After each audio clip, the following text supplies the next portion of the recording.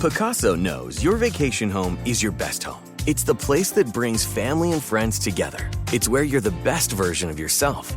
Picasso makes it easy to co-own a luxury vacation home in amazing locations.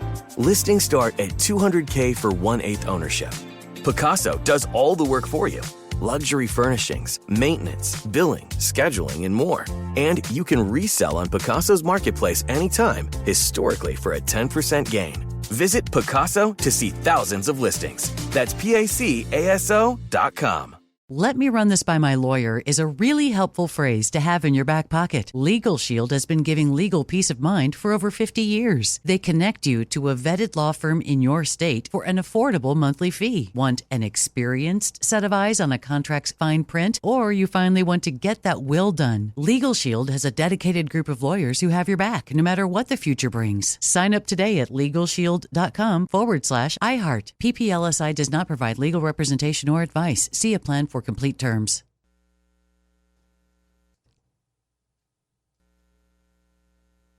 Had enough of those supplements that leave you feeling nothing? Symbiotica is your solution to great-tasting, all-natural supplements that actually work. Crafted with premium plant-based ingredients, their products have no seed oils, fillers, or toxins. Try them out and actually feel the difference today. Visit Symbiotica.com and use code IHEART for 15% off plus free shipping on your subscription order. Again, that's 15% off plus free shipping on your subscription order. Go to Symbiotica.com, CYMBIOTIKA.com. Episode 412, Reducing Food Waste with Kids. Welcome to the Frugal Friends podcast, where you'll learn to save money, embrace simplicity, and live a richer life. Here are your hosts, Jen and Jill. Welcome to the Frugal Friends podcast. My name is Jen. My name is Jill. And today we are on location at my house. Heyo. On my couch. Mm-hmm. And I have to say, this is a very comfortable setup. While it's not practical, it's comfortable. Yeah. You've got a big old empty room. It's coming together. It's looking good. But if there is more echo than usual, that's why. Yes, this would be why. But today we're talking about food waste with kids, and it's only accurate that we do it at this house because this is where kids waste the most food in the world, is in this house right here. Yeah, you must have picked this topic, Jen. You want to solve this for yourself. Mm-hmm. And so it's what we're talking about today. But first, this episode is brought to you by No Dessert. Threatening this is the cruelest, most effective way to get kids to eat their dinner. And if that doesn't work and your child still refuses to eat the delicious broccoli you made, then put the money you saved by not buying dessert into a high-yield savings account. That segue might have been a stretch, but the point is your money that you have set aside for emergencies or short-term goals could be earning money. CIT is offering 4.65% APY, so go get it. Go get yourself a high-yield savings account, frugalfriendspodcast.com/CIT. You will need every cent of interest yielded from that account to feed your children snacks. Fruit, mostly. But we did a poll in the Friendletter. If you're not getting the Friendletter, head to frugalfriendspodcast.com because we tailor these episodes around these polls that we do in the newsletter 3 times a week. And we wanted to know, what's your biggest food waste struggle? And the number one answer was you're busy. It was kind of tied between busy schedules and then just kids not liking the meal and not eating it. So you guys make the meal plan with the best of intentions, and then life happens. So we have a lot of meal planning episodes that can help you with that. But we'll focus more on the food waste aspect today. And if you are really struggling with food waste is a huge money waste. If we're looking at ways to lower grocery bills, which we all are, the number one way that you can lower your grocery bill is to just only buy food that you will eat. So even if you're being realistic with yourself and that means you buy a little bit less because life does happen, your schedule does get busy, plan accordingly, because the worst thing you can do is get a deal, buy the product or the food, and then not use it, not eat it. So let's be realistic. We have some of our favorite episodes are about going zero waste. So we have episode 395, Creative Ways to Reduce Food Waste, with Carly Bodrug of Plant U. Her new book that just came out a few months ago, Scrappy Cooking, I think is required reading for all frugal friends. It is a fantastic cookbook, essentially a guide to, if I have food scraps, how can I repurpose them? What can I do with them so that I don't waste them? Her book, Scrappy Cooking, is the guide for that. So queue up episode 395 for after this episode if you haven't listened to it yet. And episode 398 is our rerun of Frugal Zero Waste Living. So that's about all things outside of food as well. But episode 395, I believe, is required listening, and Scrappy Cooking is required reading. But here we go. If you all are listening because this is a number one issue that you're facing, reducing, whether it's just reducing food waste or particularly with kids, we know that this is people who have, so the article, I'll just say, the article that we're going to go through is 10 ways to get kids to waste less food. And it comes from ivaluefood.com, which I love that. I love that, yeah. Branding title is amazing. I think that's really at the heart of how we all can stop wasting food is really valuing it and valuing our money and the money that we spent on it. But they reference how people with young children at home are more likely to waste more food than other households that maybe don't have young children at home. And if you're a parent, you probably can affirm this, that kids can have bigger eyes than their stomachs, or one week they love the Uncrustables you bought them and the next week they don't. Yeah. And they can be picky and squeamish and they get full quickly and they leave a lot left over on their plates. And it is a difficulty. So we recognize that. And it is okay if you happen to need to waste a little bit more than your counterparts that maybe don't have young kids at home. But to get a handle on it wherever possible is only going to help you feel less stressed about what's in your fridge, less stressed about wasting money, less stressed about just waste in general. So we thought that this article was really helpful in giving some different things to try or even spark your own creativity on how to maybe get a handle on this a little bit more. Yeah, I really like this article. So the first one on here, there's 10 of them, and we actually are going to go through all 10. But I'm going to combine 1 and 10. So number 1 is to take a family food waste challenge. You know we love challenges. And this can play into number 10, which is to teach kids about food. I think the website I Value Food is so, we don't think about it. Of course, we value food. We love eating. But honestly, the way we throw away food is because we don't fully value the journey it's taken to get to our homes. And so we have to fully value not just the taste, not just what the food gives you, but the entire life of the food to really want to reduce our food waste. And so that's not just our kids, it's us, but we can learn to value food more when we teach our kids about valuing food. So some ways that you can do that is take your kids to visit a farm to learn about crops and animals. You could plant a garden, just like a simple herb garden. Check out our episode with Nicole Johnsey Burke from Gardenary. She changed my life. I think I've said this in 3 episodes already. Just the way she talks about gardening and how people don't not garden because they have a quote unquote like black thumb or brown thumb. It's because they don't value what the act and the practice of gardening does for them.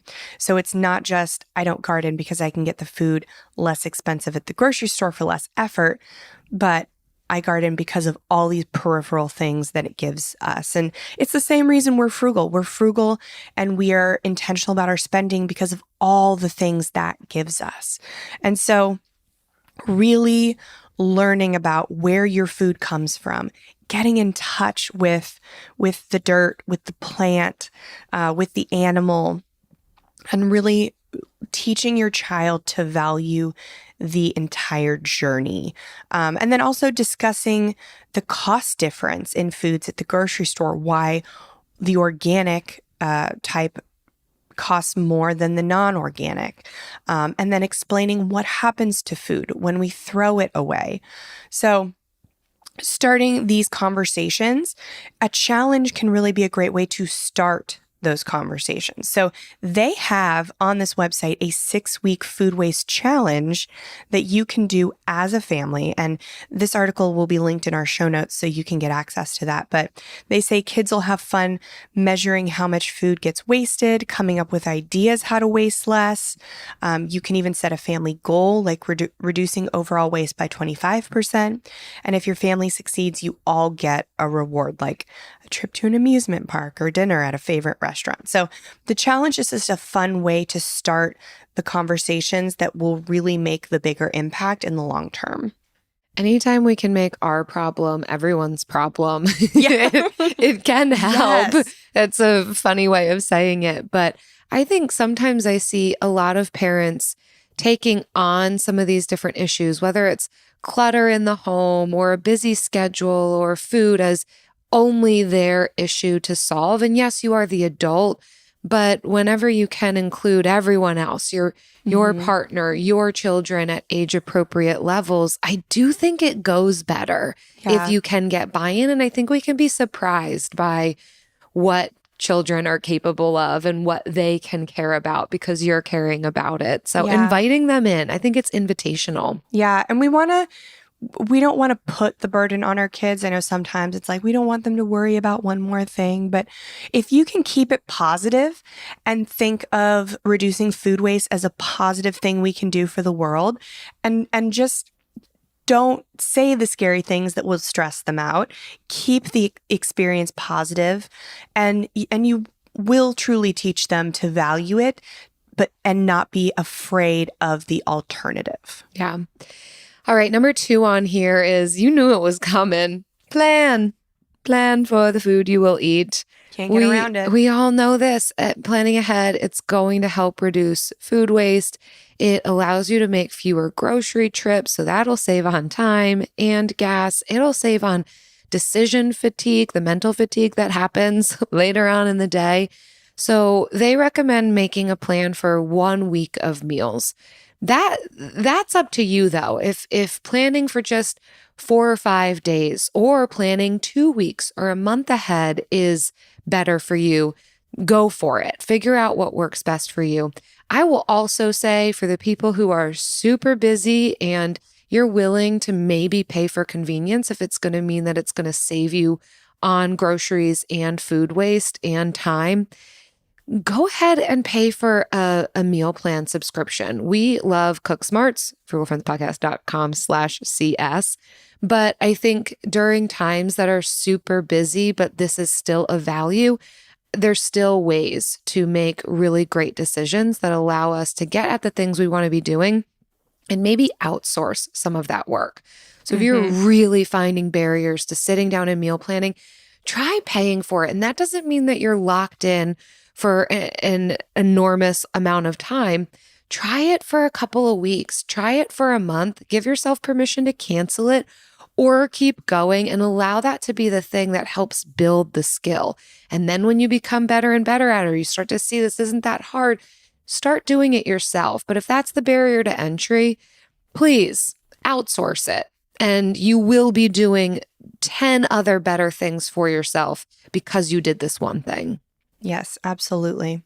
So the next one on here is limit pre-meal snacking. So this is something that we really had to get a hold on, because it seems like right before dinner is when my kid gets hungry. So being intentional about when we walk in the door, offering up some kind of snack, even if they don't want to eat it immediately, they'll be able to eat it, maybe in a half hour or something.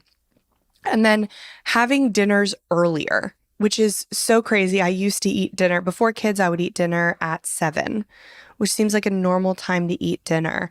And now with kids, I eat it at 5. I eat, You do not. 5:30. Mm-hmm. Whoa. Yeah. Well, because they get hungry early and they go to bed early. Right. So if we're eating, and the time it takes to eat is longer. Mm-hmm. So we'll do an earlier dinner, and we'll just make sure the snack is early enough that it's not too close to dinner.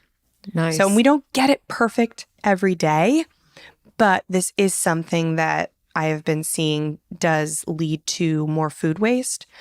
So it is something we've been intentional about. Now that I have kids, I'm hyper aware of the information I put online. But unfortunately, there's only so much I can do. Our personal information is everywhere on the internet, and I don't have time to monitor and take it off every website. That's why I personally use Delete Me. Delete Me is a service that finds and removes any personal information from hundreds of data broker websites and makes sure it stays off. Delete Me isn't just a one-time service. It's always working for you, constantly monitoring and removing the personal information you don't want on the internet. I signed up, completed a questionnaire, and they took it from there, submitting opt-out requests to data broker sites and keeping my personal info private. To take control of your data and keep your private life private by signing up for Delete Me. Now, at a special discount for our listeners, today get 20% off your Delete Me plan when you go to joindeleteme.com/frugal and use promo code FRUGAL at checkout. The only way to get 20% off is to go to joindeleteme.com/frugal and enter code FRUGAL at checkout.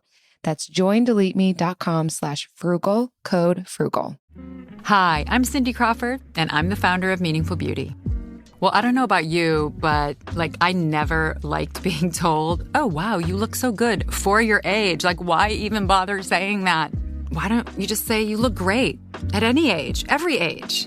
That's what Meaningful Beauty is all about. We create products that make you feel confident in your skin at the age you are now. Meaningful Beauty. Beautiful skin at every age. Learn more at meaningfulbeauty.com. Had enough of those supplements that leave you feeling nothing? Symbiotica is your solution to great-tasting, all-natural supplements that actually work. Crafted with premium plant-based ingredients, their products have no seed oils, fillers, or artificial nonsense. It's just pure goodness in every pouch. Try them out and actually feel the difference today. Visit Symbiotica.com and use code IHEART for 15% off plus free shipping on your subscription order. Again, that's 15% off plus free shipping on your subscription order. Go to Symbiotica.com. That's CYMBIOTIKA.com. The fourth one on here that I'm going to highlight is make food easy to eat. This is true for adults too. This is not just a kid thing, but we are going to be more likely to grab for the food that we already have if it is easy, if the barrier to entry is not as large. For instance, pineapple. I love pineapple, but a lot of times having it just a whole pineapple sitting on my counter, hardly am I going to want to slice into that when I'm hungry. So depending on the types of food that you have present, making it bite size and easy to see and accessible, putting your pre-cut fruits on the lower shelf in the fridge can really help in enticing people to eat these items. I think they even mentioned specifically with kids, whole fruits, just giving a kid an apple, you're more likely to just see 2 tiny bites taken out of it and then left off to the side than if you were to have sliced it, given them a few slices, either eat the other slices yourself, put it on top of a salad, throw it back in the fridge for a later snack. Some of these ways that we can kind of do some of that pre-work helps us when we're actually ready to eat and wasting less of it then. Yeah, putting it in smaller containers, lower in the fridge, pre-cut, can help them just be able to open up the fridge, take what they want in the quantities that you want them to be able to take. So you can reserve some at the top that they can't reach. But yes, when it is prepared, it also allows you to offer it more freely, because there's sometimes when the strawberries aren't washed and cut, I would rather just give goldfish. And those are shelf stable much longer than strawberries are fresh. So taking that little extra time, doing that little extra work to get those ready and put those in those little containers where little hands can access them more easily. And it just takes work off your plate. When my son can get his own snack, I am joyous. Yeah. I like to stack it with my grocery shopping days. It doesn't make for a super fun time, but I do best if when I get home, that's when I slice up my chicken, I chop my fruits and veggies, just kind of get it all done if I stack it on the day that I shop. But find what works for you. The next one, something we haven't tried, but, well, maybe we have a little, is giving food funny names. A study at Cornell showed that giving ordinary vegetables names like X-ray vision carrots or silly dilly green beans and power punch broccoli got elementary school students to eat more vegetables. So try naming dishes that you make frequently, like superhero spaghetti or princess pancakes. We made these little mini muffins that had spinach in them and they were green. We named those, I think, Hulk muffins or Ninja Turtle muffins. I think we called them Ninja Turtle muffins. Nice. And he really liked those. So we did do that once, but yeah, it did work. I haven't tried it with any other vegetables. And this is where I think food waste intersects with picky eating. And that's kind of a whole other topic. But yeah, getting kids to try new things, eat things that you know are good for them, but maybe aren't their favorites. That is a struggle, but getting creative in the ways that you can kind of breed excitement about food or wanting to try new things. I will also say that research shows that kids, really, and adults, but kids are the ones trying new foods the most. It takes 8 to 12 times of trying a food before you acquire a taste for it. Whereas parents will typically only try feeding their kids foods 3 to 5 times. The struggle's real. Like if they're pitching a fit and they just refuse, like I'm shocked that the metric is even 3 to 5 times, but it could pay off if you kept reintroducing some of these things, because the taste buds are just going to take so much longer than we think for kids to acquire a taste for it. They're just learning. Yeah, I didn't know that. And I am a 3 to 5. Like, I just don't want to waste the food. So I stopped trying. Yeah. And that's really good to know that I need to keep at it. Yeah. With the Power Punch broccoli. Some people just may not ever love broccoli. Eric's dad decided one day he was in his late 50s, I think, and he just put his foot down and said, "I'm an adult. I'm 58 years old. I'm not eating broccoli anymore. I don't like it." And I respect that. So there you go. All right, next on the list, number 6 is get the portions right. Super important. This is for all of us. I think a big thing that leads to food waste is just putting too much on our plates to begin with and then throwing what's left on our plates out. So if we can start with a little less, then that will help, and especially for kids. So if the kids are too young to serve themselves, certainly beginning with smaller portions of food, both at meal and snack time. They definitely have smaller tummies. They don't need as much food. And then teach older children how to serve themselves and encourage them to take small portions, be able to go back for more if you're still hungry. But I even think in considering meal prepping, this is something, because I think we also can just have a ton left over. And that's where we can either freeze or save it for lunch the next day. But thinking about how much do we actually need to eat as we're cooking? How many chicken cutlets per person? How many carrots is everybody going to eat can also help in how much we prepare, how much we then end up serving. And we kind of can get a handle on that as we go. But getting the portions right and trying our best not to throw out what we didn't end up eating. I know a lot of families who will decide that if kids didn't eat their dinner, that they're saving it. And if they are hungry later in the evening, that's what they're going to eat instead of the snack. Because we know sometimes kids will just say that they're full because they want to move on to dessert or the snack that they like or whatever it is. So if that's a trick that can work for you, then I would say implement that as well, or put it back in the fridge for the next day. Even though it may not look that great, the food is still good. And it was only touched by the person that you're feeding it back to. So I would encourage that. Yeah. So when we're talking about portion sizes, this is something that I didn't really know. And I just looked up. So if your kids are 4 to 6, then a portion of vegetables is a quarter cup. That's it, a quarter cup. And then for 7 to 10, it's a half cup.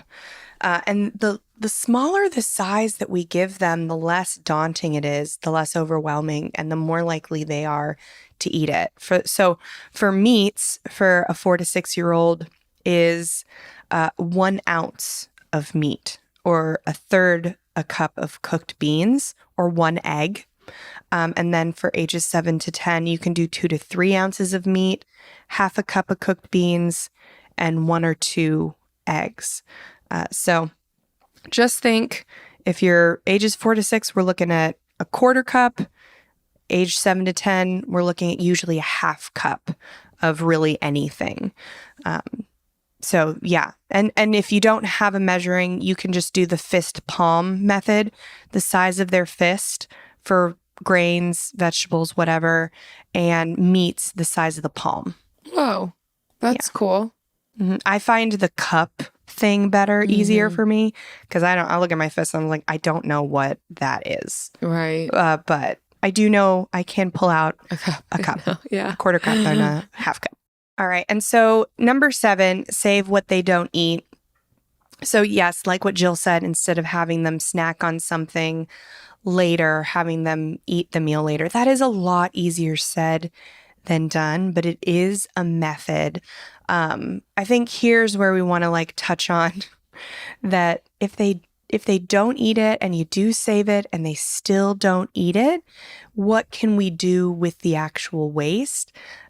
So definitely composting what you can, repurposing what you can in other meals, or putting it in your own leftovers. So think critically when you're putting food on the plate.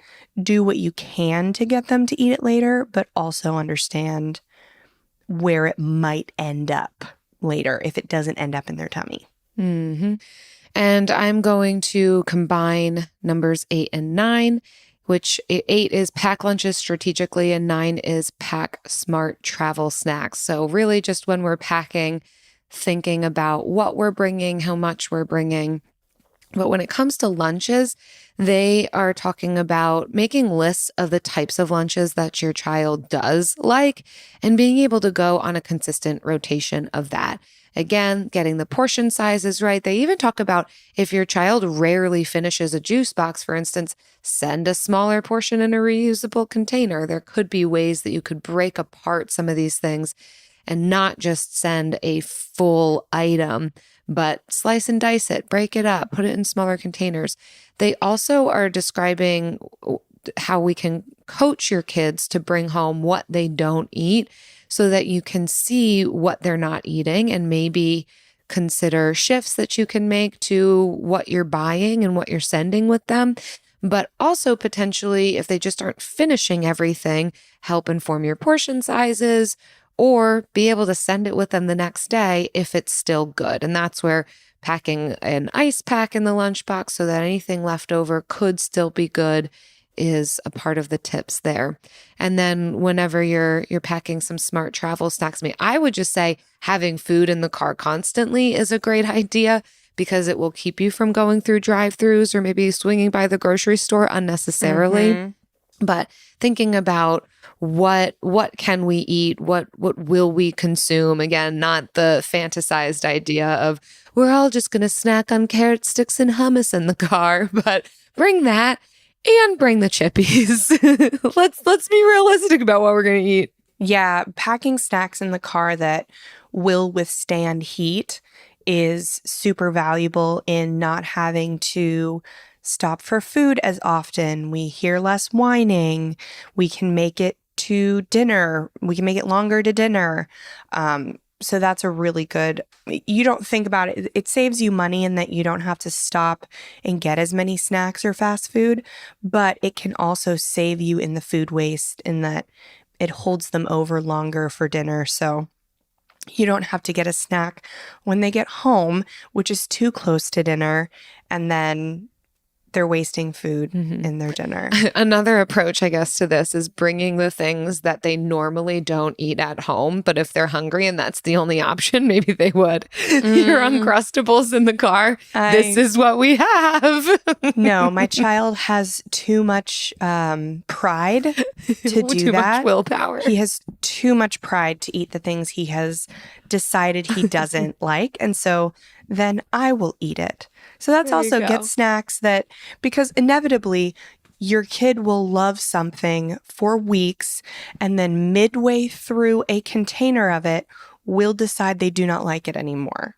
So make sure you're willing to eat whatever you buy for your child because they'll love it and then they'll leave like 4 to 6 unused. Yeah. And if it's goldfish, fine. You can save it until they go through another goldfish phase. Like Kai just re-entered a goldfish phase. But I had to hold on to them like literally end of January. He left his last goldfish phase. And so it's been almost 3 months. Wow. That we've had to hold on.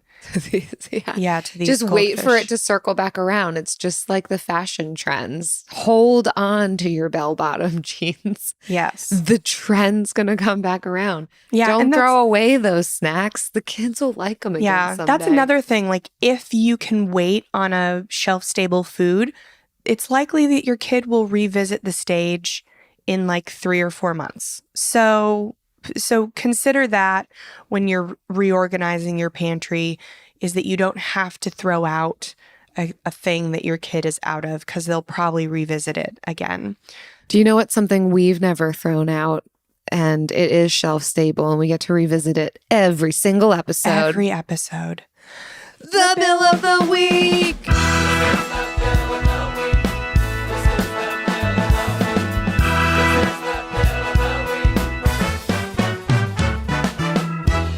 Right. It's time for the best minute of your entire week. Maybe a baby was born and his name is William. Maybe you paid off your mortgage. Maybe your car died and you're happy to not have to pay that bill anymore. Duck bills, Buffalo Bills, Bill Clinton. This is the Bill of the Week. Hi, Jen and Jill. This is Meg calling from Charlotte, North Carolina. So I started doing my own taxes probably when everyone else did as well in college. And incidentally, when I was in college was when I was deeply into Doctor Who. If you know, you know. So when I created my H&R Block account, I had to make a username. And this is when Capaldi got a new companion named Bill Potts. So I love the character so much. I did not use a variation of my own name for my username, but a variation of Bill. So every tax season, I'm reminded that I am kind of a Bill. I love the podcast and can't wait to hear more good advice. Super changed my life. And I, 2 weeks ago, became a fiance. So you better believe I'm going to go back and listen to every single wedding episode y'all have ever done. Thanks again, and keep doing what you're doing. Here's what's great about this bill. Jill, did you know this Bill is a woman? Bill Potts is a woman, is a female character. Amazing. Yeah. So that's, again, I mean, that's something I had to Google. I didn't just know that. I'm sorry to I'm doing my own Googling too. Yeah. But that's amazing. That is our first female Bill. Yes. Yeah. So I am not as big of a fan of I haven't done the deep dive of Doctor Who that it sounds like you took in college. However, I have seen quite a few episodes. I do enjoy it, but particularly because my husband, one of his doppelgangers is one of the Doctor Who's, and now I'm blanking on his name and I can't seem to find who it was. I'm sorry that I do not have that information to respond to you. But that's one of the reasons I even watched it, because people kept being like, oh, you look like the Doctor Who right now. He's got a lot of doppelgangers. Matt Smith. Thank you. That's the one. Mm-hmm. He's in Game of Thrones now. Okay. Yeah. Eric also looks like Ben Schwartz. He's got a lot of them. Some people say he looks like one of the Spider-Mans. I don't know. I can't Andrew keep Garfield, up. Yeah. Just come bring him out. Keep bringing him. You've got all the names. Yeah. You remember. Why do I have all this knowledge? But that's amazing, Meg. Thanks for sharing your bill of the week. If you all are listening and you have a bill that you want to share, if it is about a character named Bill who's a woman, if it's about back when you did your own taxes in college, or just anything related to Bill, you know the drill. frugalfriendspodcast.com/Bill. Hi, I'm Cindy Crawford, and I'm the founder of Meaningful Beauty. Well, I don't know about you, but I never liked being told, oh, wow, you look so good for your age. Why even bother saying that? Why don't you just say you look great at any age, every age? That's what Meaningful Beauty is all about. We create products that make you feel confident in your skin at the age you are now. Meaningful Beauty. Beautiful skin at every age. Learn more at meaningfulbeauty.com. Had enough of those supplements that leave you feeling nothing? Symbiotica is your solution to great-tasting, all-natural supplements that actually work. Crafted with premium plant-based ingredients, their products have no seed oils, fillers, or artificial nonsense. It's just pure goodness in every pouch. Try them out and actually feel the difference today. Visit Symbiotica.com and use code IHEART for 15% off plus free shipping on your subscription order. Again, that's 15% off plus free shipping on your subscription order. Go to Symbiotica.com. That's Symbiotika.com. Hey everyone, it's Ted from Consumer Cellular, the guy in the orange sweater, and this is your wake-up call. If you're paying too much for wireless service, you don't have to keep having that nightmare. Consumer Cellular has the same fast, reliable coverage as the leading carriers for up to half the cost. So why keep spending more than you have to? Seriously, wake up and call 1-888-FREEDOM or visit consumercellular.com. Savings based on cost of Consumer Cellular single line 1, 5, and 10 gig data plans with unlimited talk and text compared to lowest cost single line postpaid unlimited talk, text, and data plans offered by T-Mobile and Verizon January 2024. And now it's time for the lightning round. Pew, pew, pew, pew. All right, what we got? All right. So, for the lightning round, what's a food you hated as a kid but can't get enough of now as an adult? Olives. For me, olives. Oh, wow. Yeah. I didn't really like olives until the past couple of years, really. I think I acquired the taste maybe 5 years ago, but it was after I had heard this. At the time, the statistic I had heard was you have to try something 11 times to acquire a taste for it. Now I'm reading 8 to 12, 8 to 15 times. But anyhow, I'm like, I'll test that theory. Just kept trying it. And one day, an olive tapenade is what opened the door for me. Olive tapenade is life. Because I loved capers. That part, and that's kind of like a very strong bit of acquired taste, very salty. And I think the combination helped me to understand the taste of olives. And now I just can't get enough. I could go for an olive tapenade right now. Yeah. On some sourdough bread. Oh my Lord. Yeah. Yeah. Olive tapenade and bread will never be wasted in either of our homes. Nope. What about you? So I have a few. I did not like spinach growing up, and I still don't love it. Like as a salad green, I'm not a spinach girl, but I do love it wilted in dishes. Yeah. I do like the way that it kind of absorbs into hot dishes.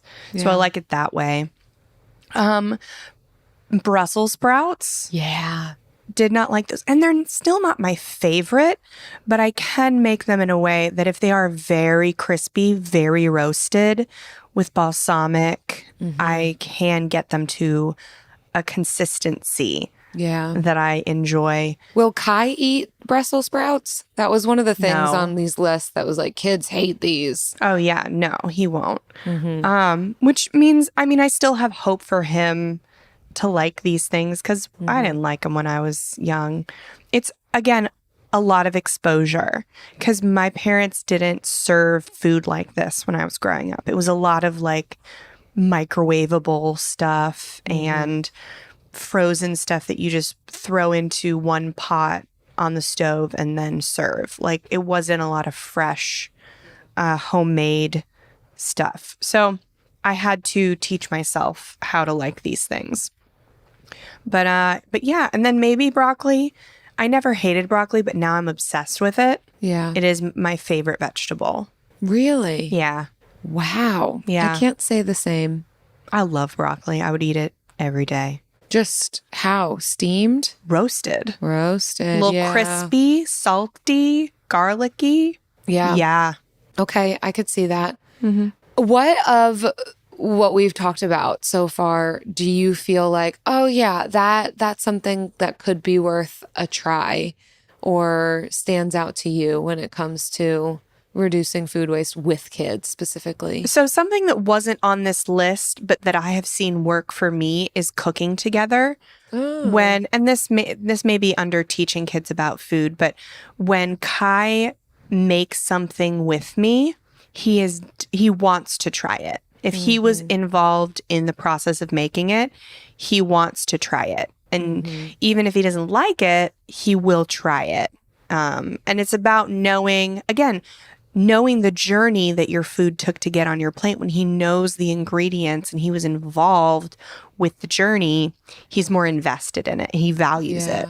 So that is a big thing that before we got rid of our kitchen, we almost have a kitchen, but I can't wait to revisit that, like do that again when the kitchen's done. Does it feel like you waste more food now with kids than you remember wasting pre-kids? 100%. Probably 100% more food. What do you find you're throwing out the most often? So we don't give him a lot. We try to give him the same thing that we have made, but make sure it's not spicy or too mixed in with too many things mixed in so that he knows he can identify everything that's in it. But it's anything, it's everything. And sometimes he will be ravenous and be very hungry, but other times he's just not. And even if he likes it, he doesn't eat it all. Like last night, my mom watched the kids, so we got Chipotle for everyone. And he loves the cheese quesadilla with the beans and rice and the guacamole. He loves that. But he didn't finish it all. Yeah. So what we did is we just gave whatever he didn't eat to the baby. So that's a big, if you can't compost, have a baby. Or a dog. Or a dog. That was actually in the Friendletter when we were looking through responses. When someone was like, "Oh, I've got waste, figured out." She's like, "Well, I don't have waste figured out, but we have a dog, and the toddler gives all her extra food to the dog." And that can help. I mean, I know that there's a lot of people who are focused on how much you're feeding to your animals because, their health also matters and their portion control also matters. But it can feel nice when you're able to kind of supplement. And I will co-sign for composting. Like, I don't count the things that end up in the compost as me wasting because it's this circular experience that's happening that is producing really good soil for me, that is then allowing me to grow better vegetables and be kind to my other plants and giving them the nutrients that they need. Well, and people think you have to be a gardener or have to have plants to compost. The truth is that even compostable items in the landfill, because of the volume of items in the landfill, it takes so much longer for compostable foods to degrade in a landfill. So one thing that you can do for the earth is to compost at home. And so that way you make sure that food breaks down, and then you can just put it somewhere in your yard. You don't have to be a gardener to use compost, or you can just put it in your Buy Nothing group and be like, I have compost. Who wants it? But it is much better to compost even when you don't garden than to just throw away your food. Yeah, just giving your land good soil as you're composting can be great, or give it to a friend who will use it. But I think that those are like the top tips that I have for anybody when it comes to reducing food waste is making a plan, utilizing your freezer for things that might be about to go bad and be able to pull it out at another time, composting the rest. Yeah. And the last tip I'll give is you just don't make yourself a plate. Just sustain yourself on whatever your child leaves on theirs. Oh man, my nieces and nephews, especially when they were younger, like toddlers, I'm thinking when they're still kind of a lot picking up their food or spitting it back out, like, no. And sometimes they're offering things off of their plates. I'm like, no, thank you. They have to get to a certain age before it's acceptable to do that. But, it is an option. But thank you so much for listening. We love that you are listening, and we love when you find something that you love in an episode and you leave a 5-star rating and review about it on Apple Podcasts and Spotify, like this one from Sarah Sawchuk, my favorite podcast. Jen and Jill are the lovely, friendly, knowledgeable hosts of this podcast about frugality and living an intentional life. They share great tips about saving money, investing, minimalism, and getting the most out of your life, but without being preachy or unrealistic. It's truly inspirational and has helped me rethink my approach in a number of areas. Thank you. Sarah Sawchuk, thank you so much for your very kind review. I'm so glad that you find us to not be preachy or unrealistic. That's always the thing. Whenever I give a tip, I often will try and think in the back of my mind, would I do this? Would I do it? Is it approachable? And does it make sense? Does it take too much time? But I'm glad that that's coming across. Yeah. So thanks for listening, everyone. And if you have not done so yet, please leave us a review. It really, really does. It helps us and it helps all of us find more friends who can listen in and be a part of the community. And we love that. Yeah. See you next time. Bye. Frugal Friends is produced by Eric Siriani.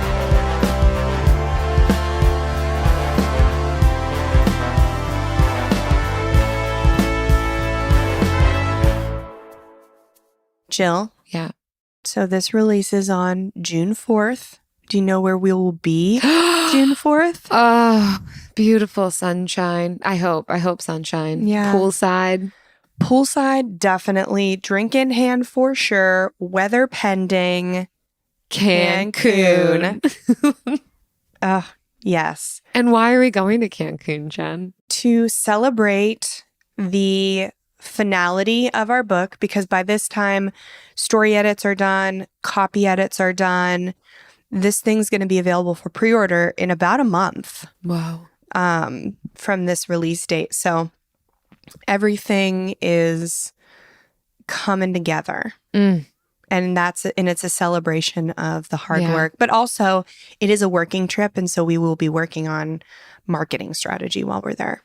Yeah, you've taken this trip a couple years now with other... I've taken it once. Okay. And so, we're going with a couple other entrepreneurs in the space, and we're all going to brainstorm stuff while we're there. It's a working trip. Yeah, it's a fun, side tangent when it comes to having your own business or kind of working a little bit isolated, it can be so helpful when there's other people who are doing similar things, even though you're not necessarily going to talk about strategy on, just one business. But as you talk about what's going on, you can kind of learn and glean and see what works for you and give advice or suggestions to other people. So that has helped us over the years. Yeah, I really value the group that we are going with, and I know they will have good things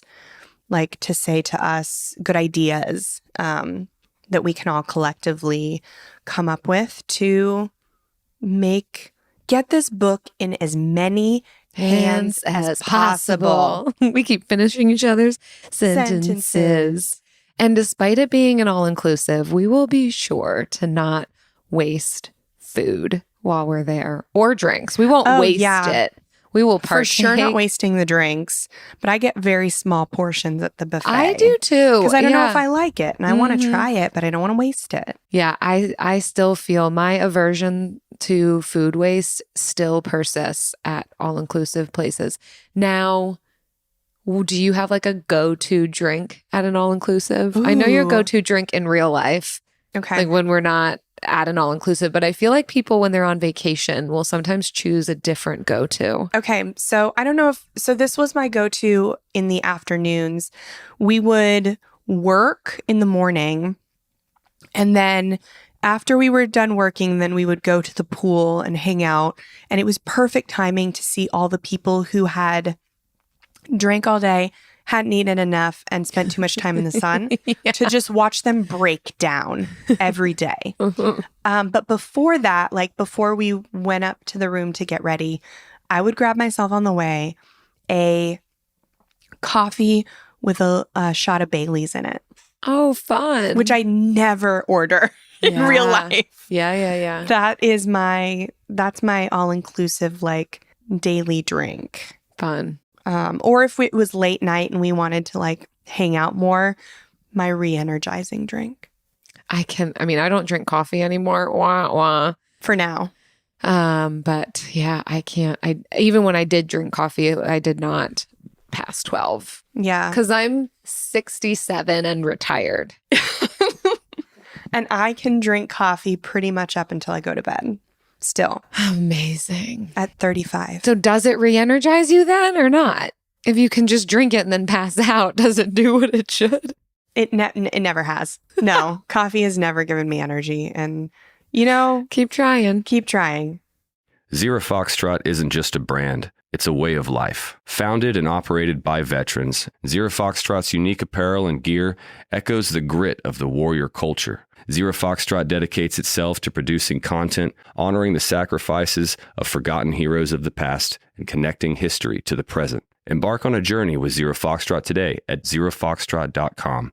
It's not merely our products. It's about the ethos that we embody. Rugged, resilient, and timeless. Picasso knows your vacation home is your best home. It's the place that brings family and friends together. It's where you're the best version of yourself. Picasso makes it easy to co-own a luxury vacation home in amazing locations. Listings start at $200K for 1/8 ownership. Picasso does all the work for you. Luxury furnishings, maintenance, billing, scheduling, and more. And you can resell on Picasso's marketplace anytime, historically for a 10% gain. Visit Picasso to see thousands of listings. That's PACASO.com. When you have health insurance, it's easy to forget about your out-of-pocket costs. That can be a lot of money. But are your bills accurate? It's estimated over 50% of medical bills contain errors. HealthLock can help. HealthLock technology securely connects with your insurance and flags any overbilling, wrong codes, and fraud. You can even have HealthLock work on your behalf to get money back from select past bills. To date, HealthLock has helped its members save over $130 million. To save, visit healthlock.com today.